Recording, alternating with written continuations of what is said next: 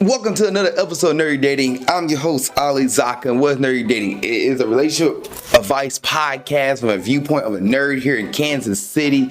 And if you have friends and family who need some relationship advice, who need to hear some stuff, share it with them. Share it with your friends. Share it with them. Let them know. And please like, share, subscribe. Now, on today's episode, we're going to start off with a question I came across this week. It was, should you throw away leftovers from a relationship? Now, let me break it down. This is a story. So what happened was you had a guy who, him and his girlfriend was going through his closet. He was about to move out. They're going through his closet, and in the closet, underneath like a bunch of stuff, she finds a little scrapbook. And this scrapbook was made from a girl who he once dated in the past. Now, in this scrapbook, it had a bunch of pictures of this guy's life, like the things he was into, his hobbies. And then there was one page that was particularly dedicated to the girl and the guy in their relationship. He said he forgot about it, forgot to throw it out, but when he saw what it was and he saw her look over and pick it up, he knew it's like, okay, there's about to be an issue. And then as the time goes on, he asked her, is everything okay? She said everything's fine. All right, they go to dinner, and later at dinner, she brings up the situation that she found this scrapbook in front of his friends, and the double date that was on, found this scrapbook that has a page dedicated to the ex, that was dedicated to her ex and him. And she's like, is that messed up? And he was like, I just forgot about it. It was a scrapbook of my life. It has all these things in here, like what my interest was, my hobbies, my friends, my families. And then he says, just a page of me and her. He's like, I put it in a bookshelf, hid it away. I didn't even think about it. Or he put it in the closet in the box, hid it right, didn't think about it until that very moment. And the girl was like, well, she wanted him to throw it away. And he was like, well, this book has a lot of stuff of my life in it. Like, I really can't throw it away. And the friend asked, like, well, do you want him to throw everything he got from an ex away? And she was like, yeah, I don't want you to have anything from your ex. And he was like, what about the jewelry around his neck? And he's wearing like a necklace that he really likes, and I think it was like a few $1,000s. And he was like, I'm not throwing this away. He's like, no, I enjoy this necklace. I'm not throwing it away. So the question came from this: should you throw away leftovers from a relationship? And my answer to that is, it depends on what it is. It depends on how minuscule it is. Like, it's something big, like something you use on a daily basis that you accepted as a gift. No, why are you throwing that away? You got a stereo from somebody, you got a computer from somebody, you got something that you use on a daily basis. Why are you throwing that away because the person you're dating broke up with you? That makes no sense at all. But it's like something that's more particular to the relationship. Like, to me, the scrapbook, he could have took the page out of the scrapbook. I understand everything of the scrapbook was dedicated to him, and that last page, relationship page, I think that part he could have took away, or at least like put it somewhere else, who knows, or explain like this is a situation if he didn't want to throw it away. I get that. But if it's something that like you're not using on a daily basis, like it's a trinket that has a picture of you and your ex in it and has a heart around it, maybe you can get rid of that one. That one you don't really need that. Like, especially you broke up, you're moving on. You don't need that. But like, they gave you a giant, you're a drawer and an artist. They gave you a drawing board and it had all this stuff on it. Nah. Like, why are you throwing that away? Like, you use that on a daily basis. There's no need, and because you're using it doesn't matter you like other ex. It doesn't have that work. There's no sentimental value in that. It was just treated as a gift. So to me, no, you shouldn't really throw things away from your significant other. Trying to move my chair. There we go. From your significant other, unless a former significant other, unless it's something like super minuscule. Like, if I got a game console, I'm not throwing my gaming console away. Just saying. Got a book, I'm not throwing the book away. The t-shirt, and it's like one of the t-shirts that's like really rare to find, that's like creative, made by a particular designer, I'm not throwing that away. I'm going to wear that shirt. I love wearing the shirt. It is what it is. Like, and really, to be honest, how much of your current relationship, or how much like the next person you talk to, you're dating, really need to know that this gift you was given was from an ex.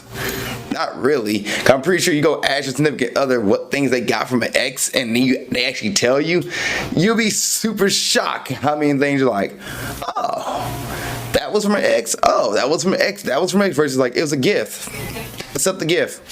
So I think the thing, and plus, They have to be like, well, you got this and has sentimental value of it. The dude left it in his closet, like it's been there for years. He just forgot about it until the moment he's about to clean out and move. Then he was like, oh shoot, like.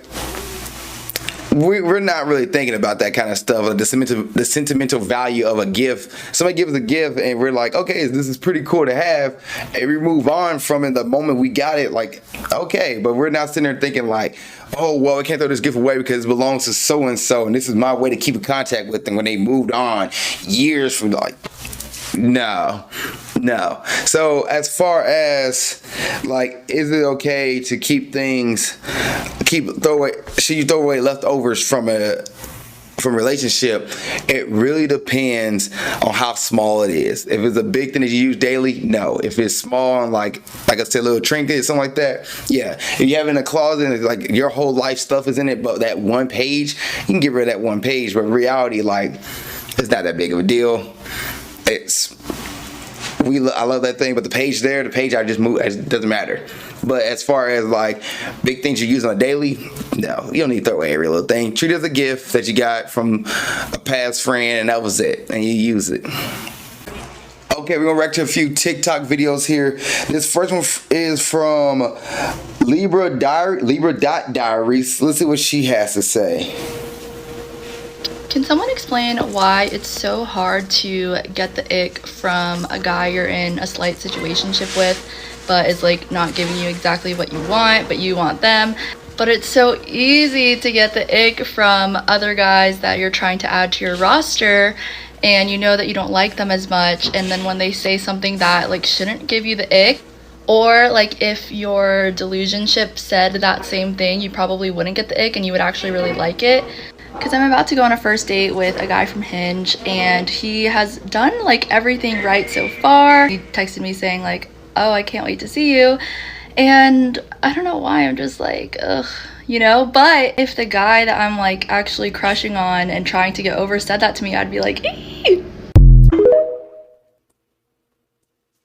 You said it right there. Why you get an ick from somebody that you try to add to your roster that you really don't care about, but the guy you're chasing that you like, you don't get an ick from them if they did the same thing. The person said, I can't wait to see you.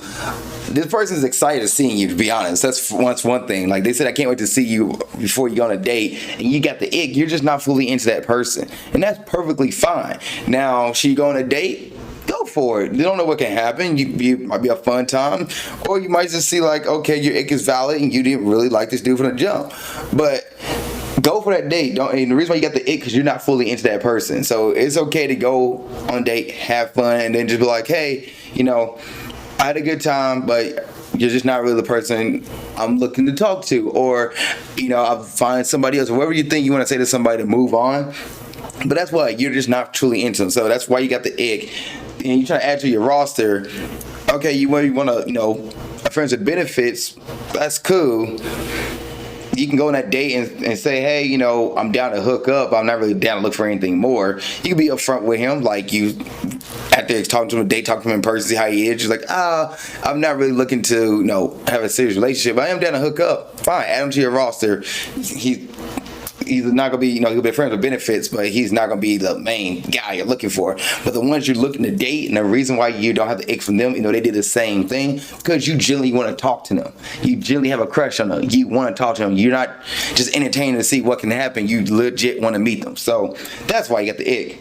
That's why. All right, next video here.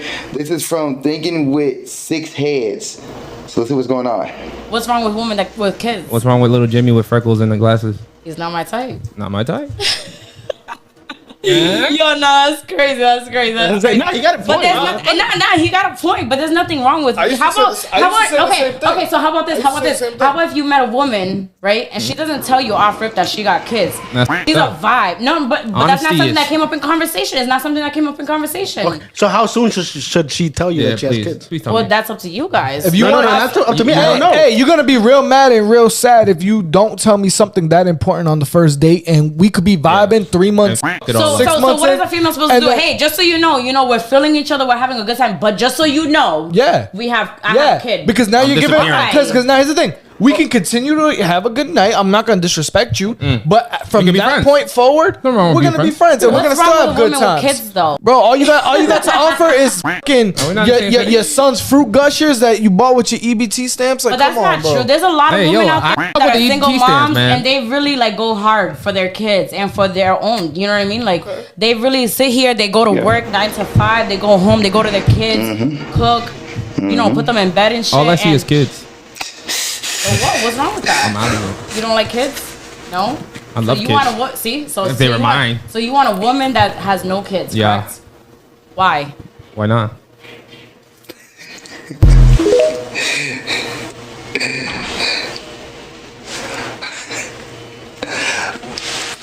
Why would a guy want a woman with no kids? There's a lot to unwrap there.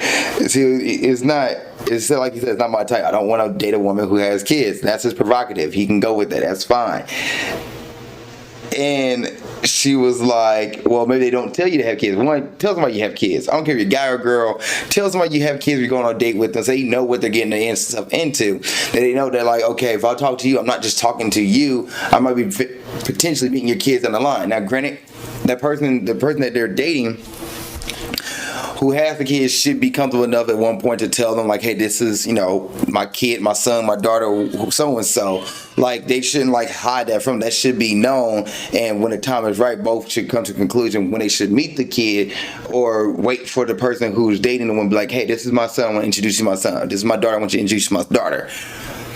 I don't think it's a responsibility for the person dating to be like, hey, when can I see your kid? No, it's up to the parent to be like, hey, I think it's time for you to meet my kid. We can move forward in this relationship. The thing with the kid, though, you are moving the relationship faster than what it could be somebody who doesn't have a kid. Because with a kid, you have to be, all right, if I'm talking to mom, I most likely will have to meet the kid, and now it's no longer just, hey, when are you free? I want to take you out on a date. I can go on a date. I have a kid tonight. Okay, I can go on a date. I have the kid, or I can go on a date with my kid to come with me. Like, you got to do things where situated around the kid. Versus like, I just can't go over and hang out. If I go over and hang out, there's a son and daughter there, so their kid's gonna see me and become more of an attachment in that situation. I'm not dating the mom. I'm also saying, if I'm looking for a deeper relationship, a longer relationship, I am looking, and this is from a viewpoint of my experiences here, I am looking to further relationship farther. So if I'm going to date somebody with a kid, I got to understand where it can be a point in time, me and the kid will also have to get to know each other and become the bond, because I don't want to be like hating on this kid and the kid hating on me, and we're like, hey, I'm here for your mom, and the kid's like, no, F you, man, I don't want you around my mom. You're like, wait, we gotta get to know each other eventually. Like, we're not gonna sit here and just butt heads the whole time. Like, I'm not trying to be your dad, but also I could be eventually your stepdad. Just saying. So with somebody with a kid, you also have to be more like cognizant of time. You just can't say, I'm free Thursday night, what are you doing this Thursday night? You'd be like, all right, we gotta set up more dates and set up more time. And now there's a guy who doesn't mind, setting up time, setting up dates, and just showing up and showing over and be around the kid, and like leaving. If the relationship doesn't work out, then the mom, the parent has to be able to tell the kid, like, hey, that didn't work out. I understand. This is the third woman this week, or not, that's a lot. That could be that way, but it could be third woman this year that came into the family, came to the household, and then dipped out because we didn't work out. I'm sorry. The next 3-month fling is not working out. And the kid don't need to go through that. The kid doesn't need to see the parent interacting with different ladies, from a guy's perspective here, from a different lady every single time, and be like, where mom and dad, or dad, where's so-and-so? Where's so-and-so? Where's so-and-so? Well, it didn't work out. Well, it didn't work out. What happened to so-and-so? Oh, well, it didn't work out. So it's easier to date somebody without a kid. That way you don't get put in that situation. So the guys, I don't want to date somebody with a kid. One, they don't want to be put in that situation and be like, I'm a potential stepdad. But two, not somebody want to have their own kid in the world. They don't want to really date somebody, like he said, I want my own kid, not somebody else's kid to take over. So it's completely valid. It's completely valid for a dude and a woman to be like, I don't want to date somebody with kids, but also it's completely valid for somebody to say, I'm okay with dating somebody with kids and seeing where it goes. I just think when it comes to that kind of time, parents who have the kids to let the partner know, on a date, I have a kid. Are you okay with that? If you're not, hit the road. If you are, cool, let's keep moving forward. And then when the time comes, hey, this is my son or daughter, when they feel like that person they're dating is safe enough to even speak to the kid. that's where I sit on that. So his reaction saying, you know, I don't want to date somebody with a kid, valid. Her reaction, like, how can you don't want to date somebody with a kid? Single moms, parents, they're hardworking people. You should shut your dating pool off, but you don't want somebody, but as a parent, you do not want somebody who doesn't want kids or want be around kids to be around your kids. That's very unsafe. So make sure you check that off and let somebody know you have kids up front. That way you get out of that, get out of that playing field. So you know right then and there, this person's serious or not serious. All right, next video here is from The Desirable Truth, and let's see what we got from this. How old are you, ladies? I'm 49. 40 fine. I'm 22. Has dating gotten easier for you or harder? I don't know. I'm about to find out. Why do you say that? Because I just left my husband. Is your sex drive still as high as it was when you were her age? Oh my God. It's higher, baby. Higher. Like at 22, I had no idea what was going on. At 40 fine, yeah. Now you know exactly how to pleasure a I know man. exactly what to tell you, where to go, how to get there, and a little then more and then some. I mean, you like a young guy, right? I Not just all about- wouldn't mind trying that out. Might as well have some fun while you're still here. Listen, I met my husband 20 years ago. Let's when not we talk were about both that. young. I'm in Miami for the weekend. You know what I'm saying, sweetheart? I remember what a young boy tastes like. I wouldn't mind tasting that again. Jamaican chocolate? I love that. Yes. I mean, we are on an island. We might as well. I mean, we're tropical people, aren't we? I'm Dominican. All right, so when are we going to send the little kid home? You know what I'm saying? Like, the hotel room is back there, She's baby. my roommate. I could send her home, but no!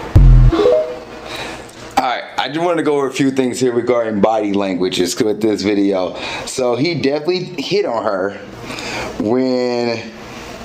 Now, one thing that bothered me when he said, he's like, oh, you know how to pleasure a man. And she's like, no, I know how to pleasure herself. At 40 fine? Yeah. Now you know exactly how to pleasure a I know man. exactly what to tell you, where to She go, said, I know exactly how to tell you where to go, how to get there. how to get He's like, there. you know exactly how to pleasure a man. Like, he's still, some of his videos I don't really a fan of because sometimes he's more of a mindset of just like a man who thinks like the world is black and white. So he says, so like, oh, you know how to pleasure a man as a woman. Like, no, she knows how to get off and how to get a guy to teach her how to get off, which is important. Guys, get your ladies off. They come first. But anyway, back to this. So, And a little then more and then some. I mean, you're so like a young she's guy, right? already kind of flirting with him. Like, her body language, she's leaning into him right here in this video. She's leaning into him right now. And he's standing a little just straight, but she's kind of leaning in. Not just all I about. wouldn't mind trying that out. Might as well have some fun while you're still here. fun while you're still here. Listen, I met my husband 20 He's like, years let's not talk ago. about Let's not talk about that. Young. I'm in Miami for the weekend. I'm in Miami for You a know what I'm weekend. saying? He steps further. She kind of steps back a little bit. She 20 years ago. Let's not talk about that. I'm in Miami he for the stepped weekend. further. She stepped back a little bit. She just licked her lips. I didn't even see that. Okay. You know what I'm saying, sweetheart? I remember what a young boy tastes like. I wouldn't mind tasting that again. Now Jamaican he's representing chocolate? himself. He's preferring to himself. That. Yes. I mean, we are on an island. We might as well. I mean, we're tropical We're not, people, might aren't as we? well. We should say we're tropical people, are we? I'm Dominican.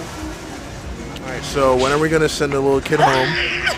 Right here, she placed her head on his shoulders and her hand on him. If he didn't catch that hand then, matter of fact, he missed it. This is her hitting on him. He's hitting on her. If they wanted to move further with it, they could have got a place. Who knows what happened? But there's definitely some tension there, and he's pretty much. If they want to hook up that night, they could have, because she's already like, she's facing him, hands on him, on his shoulder, touch, physical touch, boom, she's hit on him. He already made it like, he made it like a thing like, let's not talk about your husband, your past, let's talk about what's right now. He's like, do you like Jamaican chocolate? He referred to himself. It worked. You know what I'm saying? Like, The hotel room is back there, baby. She's my roommate. So it worked. So if he wanted to hook up, they wanted to hook up. That's that. And I want to talk about the body language here. Right there, that's a clear sign that like she was hitting on him. She touched him. Now she wasn't any interested in him. She would have kept moving away. She would have not faced him at any point, and she would have walked away. Now her friends are right there too. And the fact he's willing to open in front of her friends, he's not hitting on her right off the bat. I'm pretty sure he probably get a lot of girls' numbers from doing this too. He walk up to a group of women, not just one, and talk about this kind of stuff. So I'm pretty sure he gets multiple numbers within a week by doing this. But one thing he didn't do, he didn't approach her by herself. He wasn't hitting on her by herself. He was hitting on her when she was with her friends. He has the confidence to hit on her and not afraid of rejection. Probably used to asking women, talk to women. Yeah, this right here, this is a good example of what it looks like for somebody to get for two people hitting on him, what it looks like. She was interested, she was entertained, she didn't look away, she didn't walk away, she stayed with it, and he just kept like, oh, we got a hotel room, we want to go, hit it up, and she said she squealed about it. Send her home, but no. I'm curious how that night would have went though, but that's funny. But yeah, that right there is some good body language. That right there is what body language. So we're talking about like what body language look like, what to be on the lookout for. That was a good example right there. He pushed a little bit. He got her open up with not just, hey, I want to hit on you. He asked her, different things. Now he's using his podcast or wherever his YouTube channel is to talk to women. Good for him. He has a different open avenue up for it. Like he asked how old she was, which is something you probably should never do, but he just went like, hey, dating getting easier for you. He asked him dating. I got some dating questions to ask you. Everybody loves talking about dating. Everybody loves talking about relationships, especially get people talking. They'll talk about something. People won't drop advice. People love talking about it and giving advice. So that right there, he had her opened up, and then she's like, I'm 40 fine. And he's like, okay, so you feeling yourself. And then the one thing what I didn't like, he said, though, he was like, oh, you know how to pleasure a man? No. She knows how to get off. She knows how to be pleasured. And she can tell somebody how to be pleasured. So he pays attention. They can have a good time tonight, or that night. So, yeah. Good little, that's what I mean right there, that body language though. I wanted y'all to look at that body language of that conversation. She was interested. She wasn't turned away from him. Yes, she was find him attractive. He found her attractive. He made the move, and if they wanted to, hook up that night, they could have. But yeah, that right there, he noticed it. He steps further. She turned into him. She put her face on his shoulder. He's in. All right, last video before we start getting into some TikToks. Not TikTok, but some Reddit. So here we go. Dating over 40, WTF. This is from Conky76. So I got a girl's number. Waited a few days before I texted her. She was happy to hear from me. And we made plans to go out. Totally made concrete plans. I verified. Something to the effect of, I'm available, can't wait. 7:30 Friday night. We were going to get pizza, some outside place. I like pizza. I like to try new pizza places. So that would be fun. So I didn't text her Wednesday. I didn't text her Thursday. We're adults, right? I don't know her. I probably would have blown it anyway. My sarcasm doesn't come across too well. That's not good. So Friday morning, I texted her, Happy Friday. She hearted it. To me, everything was good. So I'm on the way to the restaurant, running a little bit behind, just like 5-10 minutes behind. But I wanted to be polite and say, hey, I'm running a little bit late. If you get there before me, grab an outside table. Her response was, are you kidding? I'm like, bitch, I could have not said anything and been late and you never would have got mad at me. And then she said, we'll have to reschedule. And I was like, we did say 7:30. I'm literally going to be 8 minutes late. I mean, right? That's not terrible. And she's like, no, you didn't confirm with me this morning. You didn't text me at all during the week. I was like, I didn't say this to her. I'm thinking to myself, I don't think we're supposed to confirm a second time if we already confirmed the first time. I responded to her, I do what I say. And that was all I said. And she hasn't responded yet. But I enjoyed the pizza. It was a good pizza. It was good, and I enjoyed it, and I sat by myself and ate it, and I had a great time.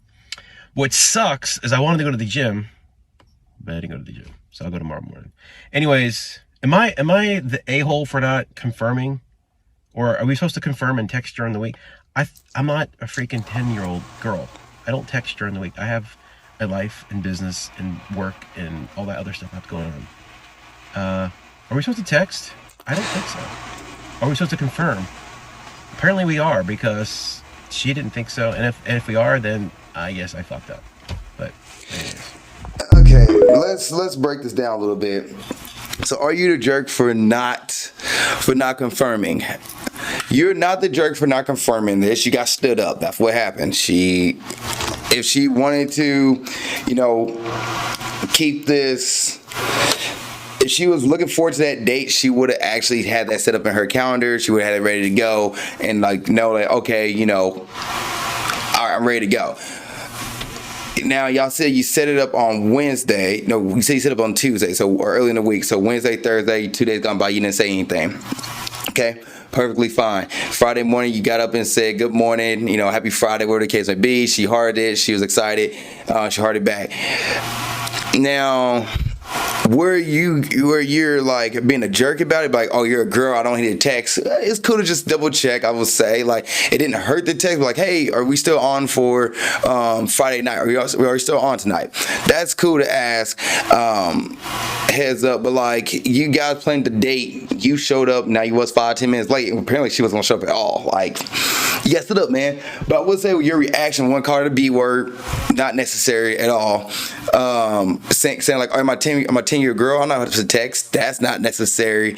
Like, some of the things and then, I wanted to go to the gym, but I didn't get to go to the gym. Once again, that's not necessary. You're not making yourself putting yourself in a good light when you say that kind of stuff, versus leading it to be like, hey, I set a date up, I didn't confirm the date in the morning of, we talked about it on Tuesday. We was all set for 7:30 at this pizza spot. Now, I would give you some good tips what you did for good things you did here. You went to a place you wanted to go to. Love that for you, because if you get stood up, at least you get to do something you enjoy still. I've been there. I set up a date up for ice cream one time. Girl didn't show up, and I was like, went to the ice cream place, and I sat there and ate ice cream alone. And I'll never forget this, actually. It was a Saturday morning. I sat there. It was a place in a little part of Kansas City. It was just me and the store owners there, because I think it was like a local ice cream shop. I wanted to try it, and I sat there by myself, and they was like, is everything okay? And I was like, no, it's fine. No, my date for to show up. She never showed up. And then like 2 hours later, I get a text message saying, hey, I overslept. And I was like, it's 1 p.m. We said for 1 p.m. You text me at 3 p.m. You overslept? That's fine. And I was like, well, thank you for the heads up. She never rescheduled a date or said, hey, let's meet up again. And I just took that L. I wanted to go on a date, but hey, I got to go get ice cream from a local ice cream shop. Now I was excited about that. Dude, you got stood up. It is what it is. The right person, you wouldn't have to double confirm with. You wouldn't have to double check Friday morning for. Now, there is another video that is partaking after this. I am curious on what that lady says regarding this, but to me, you're not the jerk for not reconfirming the morning of. You already made confirmation. You even text her, to open the day up like, hey, how's it going? And she liked it. She hearted it. So it means like you at least made the step of that morning, like just, hey, I'm still here. I didn't disappear. I'm not ghosting. And you told her like, hey, you're 5-10 minutes late. I thought she was already there and she went off on you, but no, she didn't show up at all. So, yeah, you're not a jerk for this, but some of the way you told the story does make you seem like a jerk. I could have went to the gym. Now you sound like you're whining. If you're excited to go on a date, get some pizza, the gym will always be there. So don't whine about that. Calling yourself a little girl, that's not cool at all. And saying the B word, that's not cool at all either. But there's one more video that I want to play off of this. Okay, so this is from Abby Rosemartin. So she's reacting to this video here. So let's see what she says.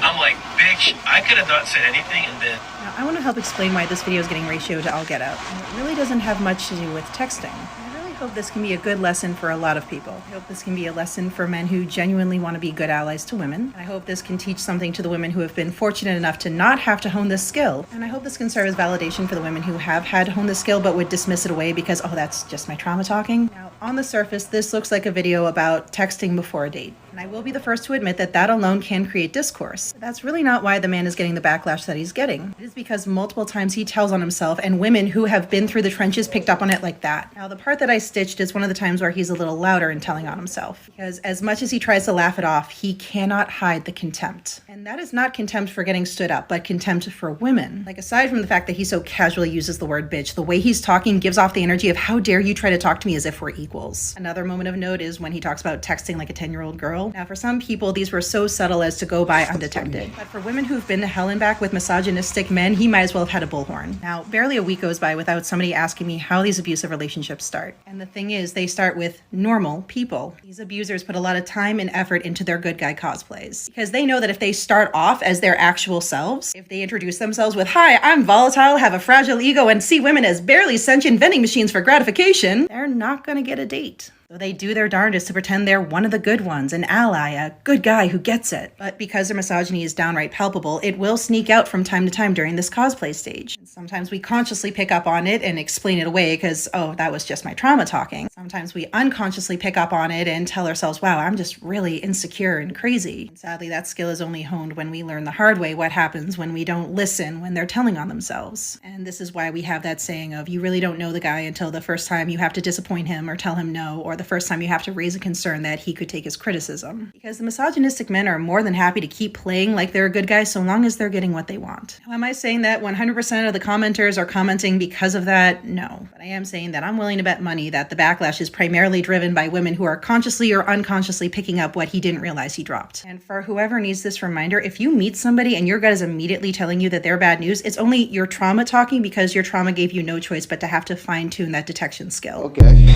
So Abby took a whole nother approach, but she did see what I saw. It's funny, I didn't think of it like being misogynistic, but I thought it was being an asshole. Like, but she picked up exactly what I was like, no, this is why you're the asshole in this situation. It's not because you got, you didn't send a text message saying that, we're having a date, and matter of fact, you didn't really need to. That girl, like I said, stood you up. But the fact that you went there and called her a B, the fact that you went there and said, my 10-year-old girl for texting throughout the week, like, I don't have time for that. Like, that right there makes you sound like a jerk. That right there makes you sound like an asshole. And that right there is the thing that you need to clean up about yourself in this situation, sir. Not the whole, like, you got stood up. If you got stood up, just be like, okay, I got stood up. It sucks. Don't like getting stood up. Don't like getting rejected. But heck, you went and got pizza that day. Look at the bright side of things. It's okay. Like, it sucks to get stood up, but you shouldn't call a girl out of her name or, trying to say, like, I'm my little girl for texting. Nobody thinks about that. Texting is literally made for communication to be like, hey, it's going to be short term. You're not going to have a whole book in a text message. You have a whole book in a text message, you need to call somebody. But if you are like saying, hey, we're meeting here, we're going here, bet. Connect. Like, hey, I've shown up here, I'm not going to be able to make it here, bet. Thank you. I'm doing this, bet. Hey, good morning. Can't wait to see you tonight. Bet. Matter of fact, if you open up a happy Friday, can't wait to see you. The other girl got an egg from it, but this girl might not got an egg from it. This girl might be like, oh, awesome. Hey, I can't make it. But also, the lady would, if she would have said, like, if she was valuing his time, she would have told him, like, I'm not gonna be able to make it. But she didn't. She stood him up, and I would say here, what he needs to work on being okay and being comfortable with getting rejected and be like, all right, I'm fine with that. It doesn't divide me as a person. I shouldn't take it offensive. It's real easy to say this. It took me years to be like, not get upset by rejection, to the point where I'm just like, all right, it is what it is. I used to be upset by ghosting. She won't text me back. What happened? I got ghosted because one day the girl dog died and her family all had to get together to put the dog down, and she never responded back to me. I got ghosted one time because something happened. The girl like left town or like went to town, whatever the case may be. She like, I'm gonna come back. I'd love to meet you, but when she came back in town, she never got the chance to meet me. Like, she left and never came back. And we was talking and everything, and it just disappeared. And there's one time I was texting with a girl, and we put the meet, and she just completely unmatched from the app. I never once called any of those women out of their name, not once because any of those things bad about the ladies. I was just like, younger me was hurt. They're like, oh, I had a potential partner. It didn't work out, what am I doing wrong? And in reality, it's nothing that you as a person who's getting ghosted does wrong. You shouldn't take that stuff offensive. But when you start calling people out of names and start saying, well, am I a girl for texting? Now you sound like somebody who's a baby, who's a little insecure, and that stuff you got to clean up on yourself and be conscious of yourself. Texting doesn't make you a girl, like a little kid. So get that out of your mind right now. Like, be more adult about that. And you should never call a lady out her name just because she said, you didn't text me. I get you can be mad, like, wait a minute, what do you mean I didn't text you? Like, do I have to text you? I'm sorry I didn't text you. You can say that, or okay, I understand, but you're not the person I want to be with. Thank you. Enjoy your time. Hope you have a great rest of your day. I'm gonna enjoy my pizza. And that's how you should go about that. So she took a different approach to it that I didn't see and wouldn't, make that claim based off of this. But we both picked up the same cues here. We both picked up the same thing that made him an asshole. I picked it up first, and then she picked it up next. So, yeah, that's interesting. Very interesting. Okay, let's go and get into some Reddits. All right, first post here. Am I the asshole for not accepting my girlfriend's demand to cut off a friend? This all went down yesterday when I, male, 25, and my girlfriend, female, 25, who we call Lizzie, went to hang out with my friend, 26 male, who we call Jack, at his house. Jack's gay. I've known him since first year of college, so about 6 or 7 years. I've been with Lizzie for 9 months. So we were just sitting around drinking wine and started talking about flings we had and when we was in college. Lizzie asked Jack if he ever had a crush on me. Jack smiled and joked, well, who wouldn't?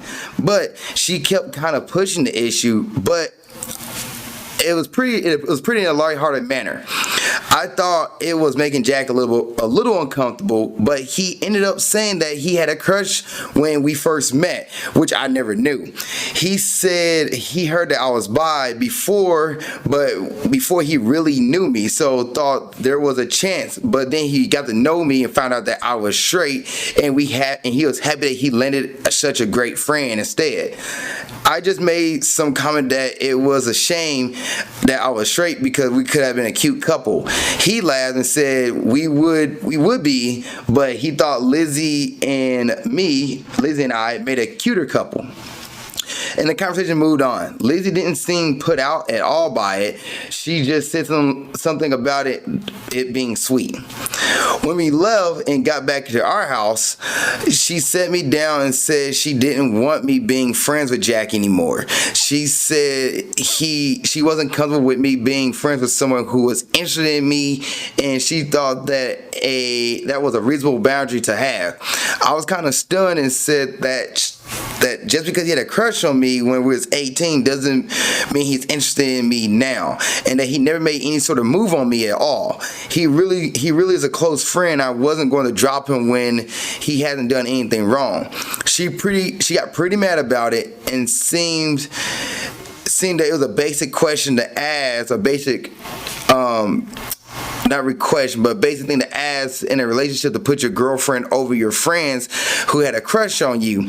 The conversation just sort of went around in circles, and from there going back and forth with her talking about boundaries and me saying that she wasn't making sense until she suggested a compromise, which was she can never be alone with Jack. I was pissed off about this and said absolutely not. We don't need a chaperone, and she went to bed saying I was choosing him over her, and she headed off to sleep. We woke up like normal. She went to work and hasn't spoke to me since.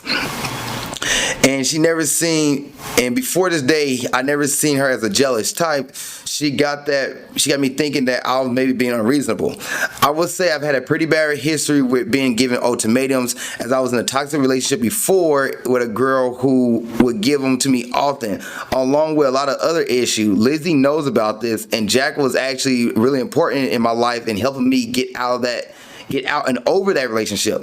My experience with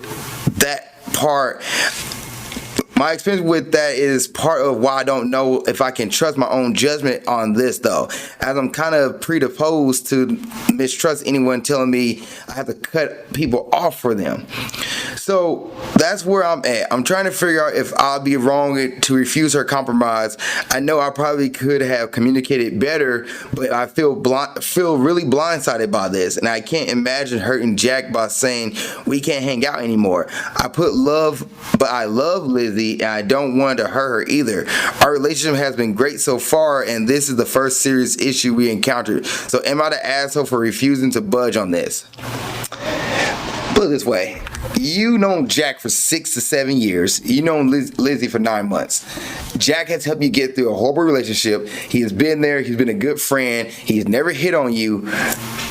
Why are you giving up your friendship for somebody you only dated for 9 months? Now, Lizzie could be your wife. Lizzie could go on and be somebody, but she should be happy with the fact that you're happy. That maybe she need to get to know Jack, not the fact that she wants to feel like Jack is threatening her. Why is she scared of Jack for? You're straight. You don't have any sexual attraction or romantic feelings for Jack. Jack, he already knows you're straight. Jack doesn't see you as an option. He sees you as a good friend. You guys are good friends, known each other for 6 to 7 years. If Jack was gonna hit on you, he would have done it by now.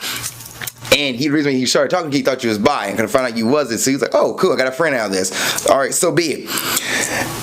Lizzie's the one, I don't think you need to compromise at all for this. Lizzie's the one who needs to become more secure in herself. And for you, you're not the jerk for not compromising. I don't think you should give up your friend because your partner wants you to give up. That's a toxic trait. Your partner believes you should give up a friend who's been there way before she ever stepped in the picture. 6 years, 7 years compared to 9 months? Nah. You keep being friends with Jack.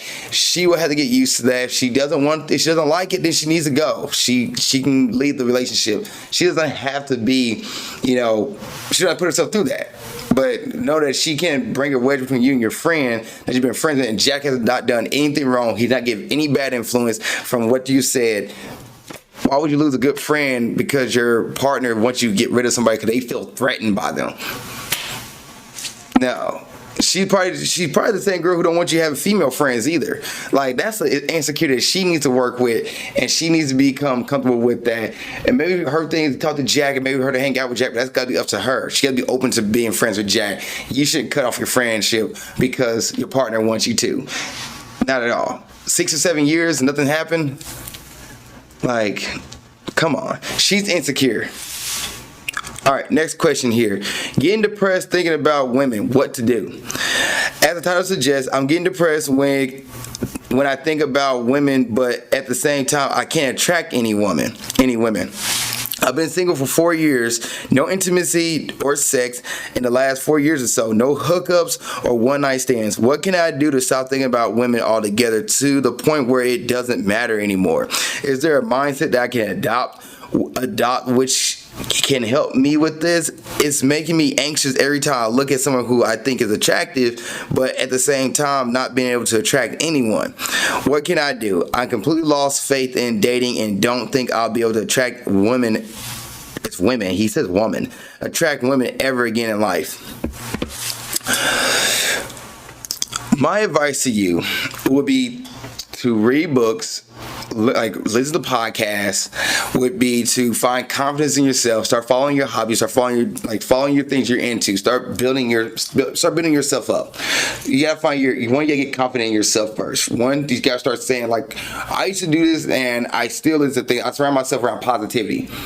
I used to surround myself with positivity all the time. I listen to people like Gary Vaynerchuk, Tony Robbins, Les Brown, I can't think of Eric Thomas. Like, there's people I listen to, players like LeBron James, Kobe Bryant, Michael Jordan, Serena Williams. Like, there's like people I listen to who went after their goals and dreams, and I will listen to some inspirational things that they put out there. There's a guy named Evan Carmichael on YouTube who literally just get clips from like successful people, whether that's Oprah Winfrey, whether that is Mark Zuckerberg, whoever your person is. I don't care if it's Mark, you're like, Mark Zuckerberg, but no, he would go get successful quotes from people and billionaire mindsets, and he'll go put them on podcasts and you get to listen to them.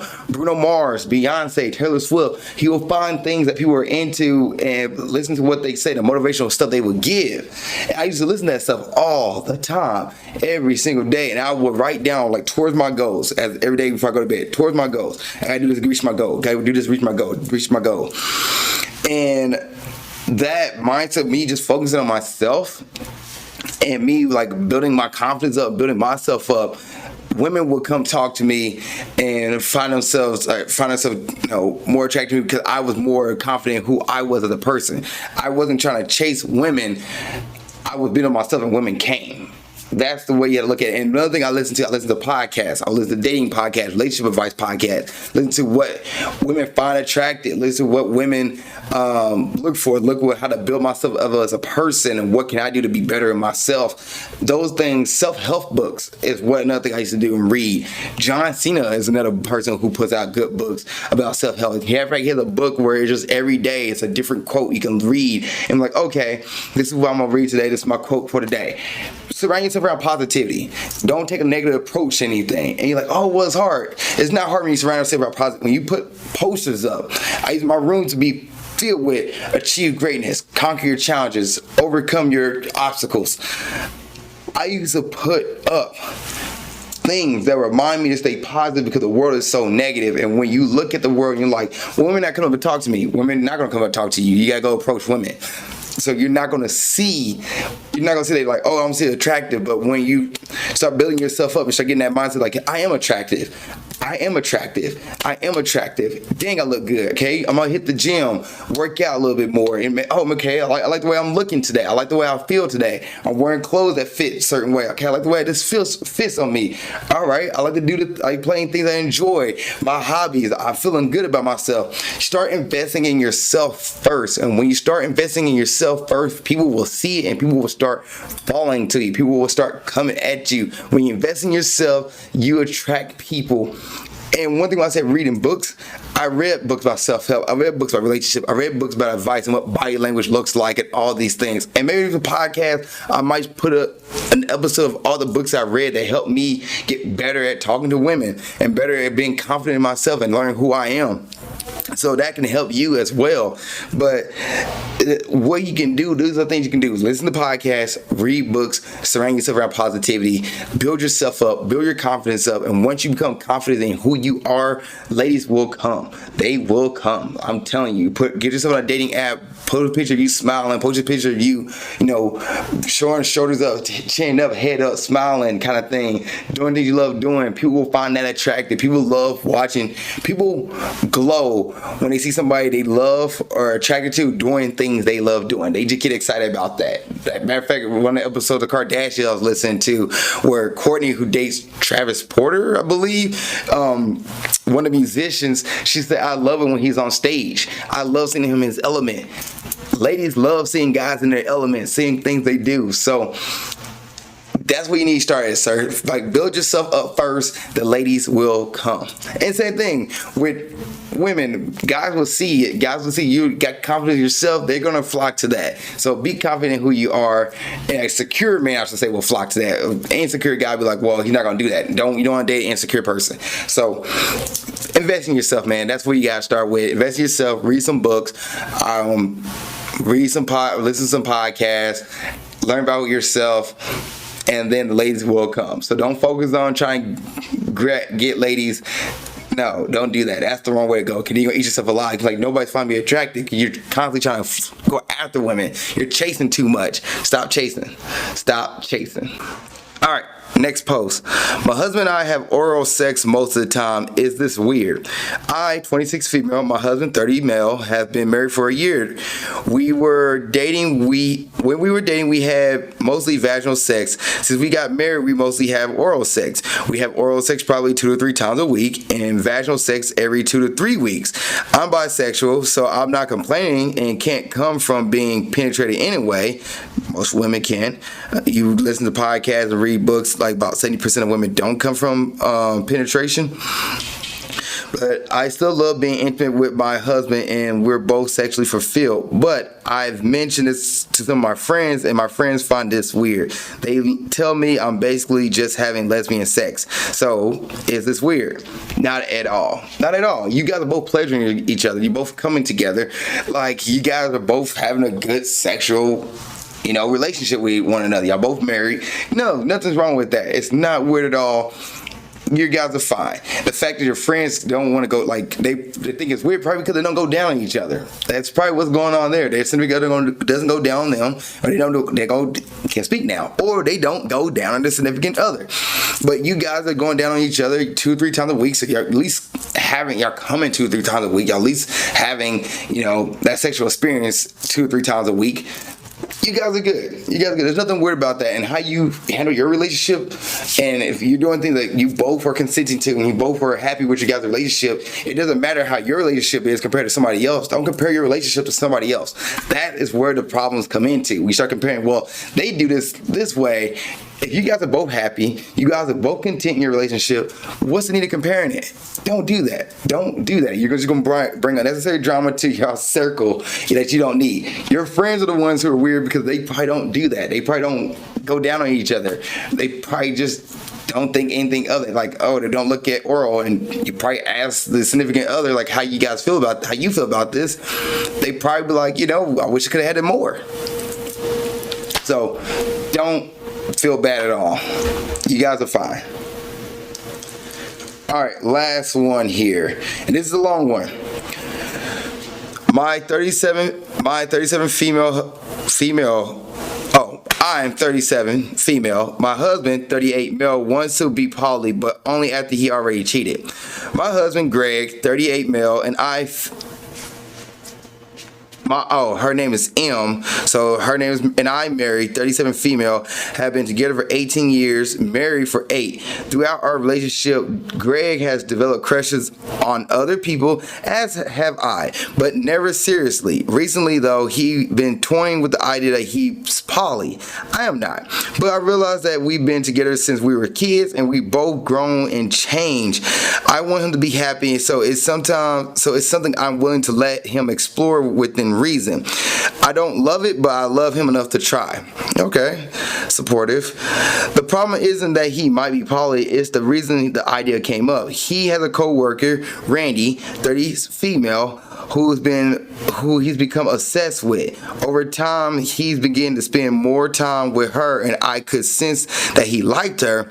I'm not usually a jealous person, so I waited until he came to me a few months ago to discuss it. That's when the idea of poly first appeared. Turns out the feelings are mutual. Greg swore nothing has happened. Randy is single, but has been an open or / poly.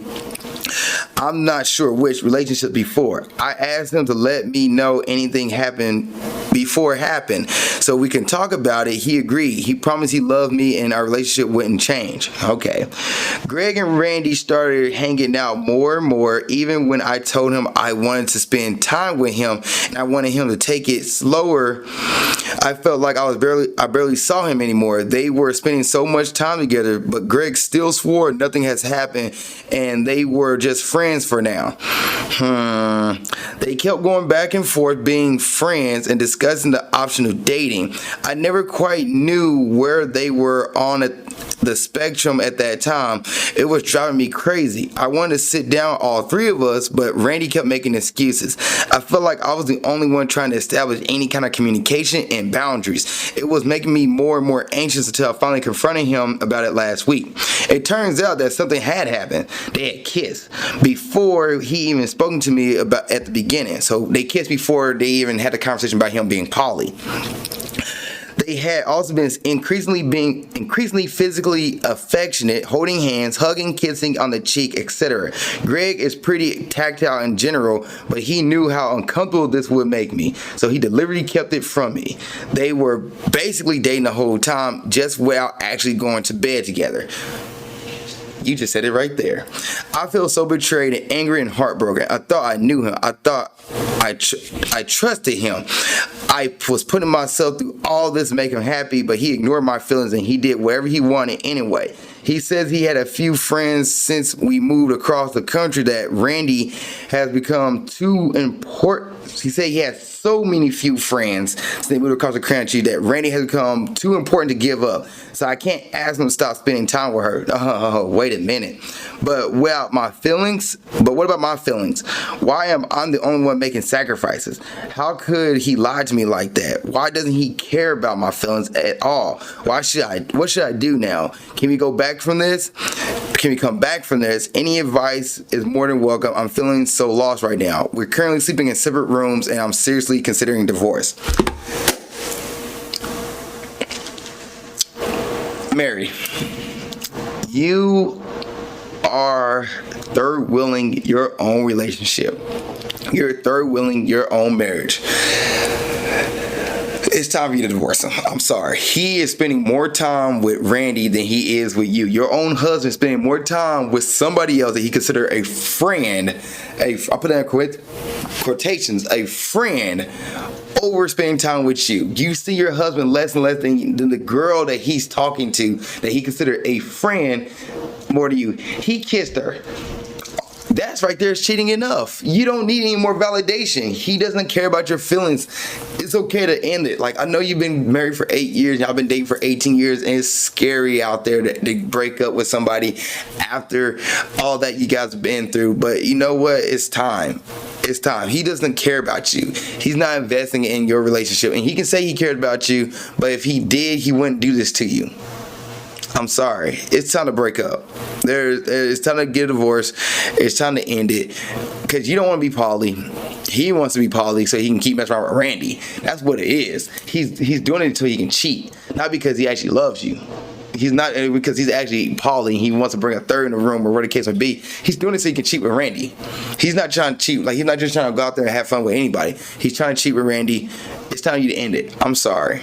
I'm sorry. It is what it is. That's 1000% the truth here. You gotta let it go.